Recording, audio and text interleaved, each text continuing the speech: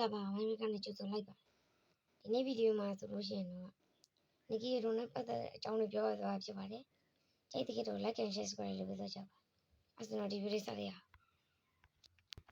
ပထမအချက်ဆိုလို့ရှိရင်တော့ဒီမှာပေါ့နီကီရိုချပြီးရင်မုံလာဥကြီးကျွေးလို့ရပါတယ်ပြီးဆိုရင်သူ့မုံလာဥကြီးကျွေးလိုက်မယ်ဆိုရင်ကိုနောက်ရှင်လုံးလိုက်နေမှာဖြစ်ပါတယ်ပြီးလို့ရှိရင်နောက်တစ်ခုကကိုသူ့အစာကျွေးလိုက်မယ်ဆိုလို့ရှိရင်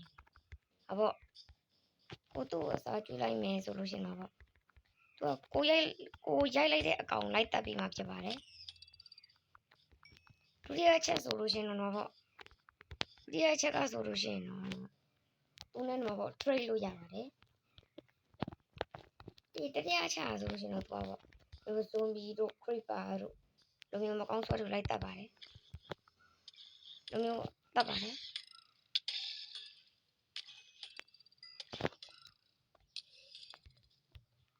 ပြီးရင်နောက်တစ်ချက်ဆိုလို့ရှိရင်တော့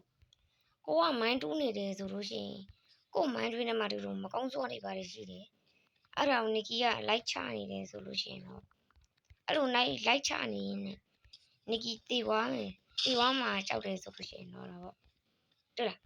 ဥစဉ်တော့ creeper ပေါက်ပြီးနီကီတေသွားပါပြီအဲ့လိုမျိုးပေါ့မိုင်းတွင်းထဲမှာကိုမိုင်းတူးနေကောင်းစွာတွေပေါ့ကောင်းစွာတွေနီကီကိုတက်သွားမှာကြောက်တယ်ဆိုလို့ရှိရင်တော့ပေါ့လိုမျိုးပေါ့ကိုအိမ်မှာတော့ပေါ့နီကီကိုမှာပေါ့နီကီကိုသူလှိပေါ်မှာဒီလိုတင်ပြီးတော့